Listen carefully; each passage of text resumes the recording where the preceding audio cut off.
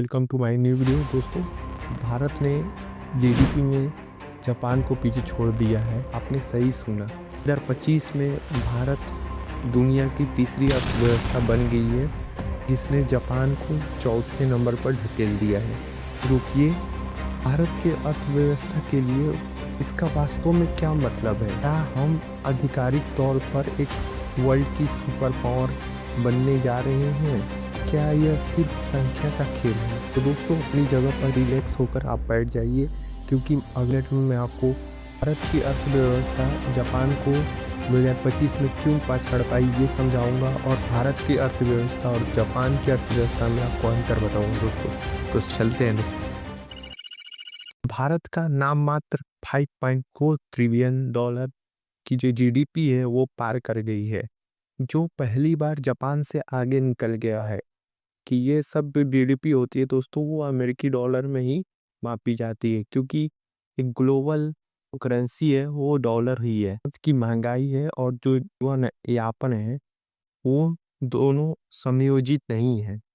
जो भारत की जनसंख्या है वो है 1.4 बिलियन, और वही जो जापान की जनसंख्या है वो है दोस्तों 125 मिलियन। ये आप देख सकते हैं, गजब का फैक्ट ये है कि जो जापान की इतनी व्यक्ति आय है वो इंडिया से काफ़ी ज़्यादा है।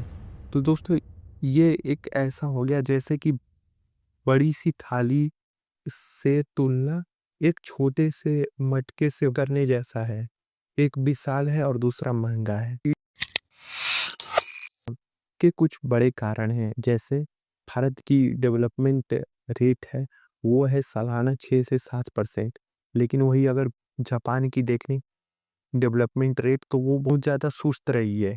जो बढ़ती उम्र की आबादी और एक करेंसी है उसका नाम है येन, जापान येन, वो 2024 से 25 में काफ़ी ज़्यादा वो उसका वैल्यू कम हुआ है। वो भारत की मेड इन इंडिया और डिजिटल क्रांति हुई है, जिसमें हो गया, ओएनडीसी हो गया, और जो भारत के कई स्टार्टअप हैं, जो जीडीपी है उसमें एक गंभीर गति प्रदान की है। हम अब केवल एक सेवा अर्थव्यवस्था नहीं है जो दूसरे देशों की हम सिर्फ सेवा करते हैं, अब हम भी कुछ बहुत सारी चीज़ें बना रहे हैं। हम दूसरे देशों में एक्सपोर्ट भी कर रहे हैं, और हम धीरे धीरे दोस्तों ग्लोबल लीडर भी बन रहे हैं।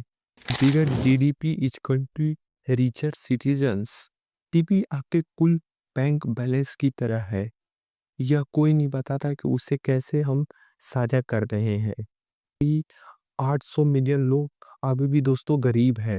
ज़्यादा दोस्तों हमारे देश में गरीबी का कारण है वो है दोस्तों बेरोजगारी, और खास तौर पर जो युवा हैं उनमें बेरोजगारी ज़्यादा हो रही है आजकल। कि जो कुल संपत्ति है वो आपकी कुल संपत्ति नहीं है, लेकिन अरे ये प्रगति है। मध्य वर्गीय हैं वो धीरे धीरे गरीब हो रहे हैं, और जो अमीर हैं वो दोस्तों और अमीर हो रहे हैं। भारत का उदय है वो एक प्रतीकात्मक नहीं है, वर्ल्ड के सोच को बदलने जा रहे हैं। कि जो बड़ी बड़ी कंपनियां हैं और जो निवेशक हैं वो भारत को एक अच्छे बाजार की रूप में देख रहे हैं, और जो हमारा पड़ोसी देश है चीन को नहीं।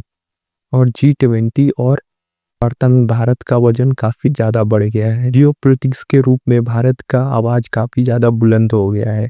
जलवायु हो या डिजिटल इंडिया हो या फिर हमारे जो स्टार्टअप हैं उसकी सिक्योरिटी के बारे में है।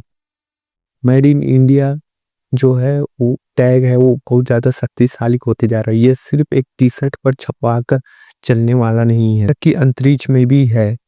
क्या भारत पहुंच गया है ग्रुप से? तो दोस्तों इसका आंसर हाँ भी है और ना भी। दोस्तों मैं आपको बता दूं, यह एक बस शुरुआत है। से आगे निकलना एक मील का पत्थर है, लक्ष्य है। ये हमें यह सुनिश्चित करना होगा वृद्धि है वो दोस्तों टिकाऊ होना चाहिए, ये नहीं कि कुछ समय के लिए। माउंट एवरेस्ट पर बैठकर हमें कैंप नहीं लगाना है, और ना हमें सेलिब्रेट करना है। हमें दोस्ती चढ़ाई अभी बाकी है। दोस्तों फाइनली हम अपने वीडियो को अंत करने जा रहे हैं। अगर आपको यह वीडियो अच्छा लगा हो, कुछ सीखने को मिला हो, तो चैनल को सब्सक्राइब कीजिए, लाइक कीजिए। और दोस्तों आप इस टॉपिक पर क्या सोचते हैं कमेंट में जरूर बताइए। Bye, take care.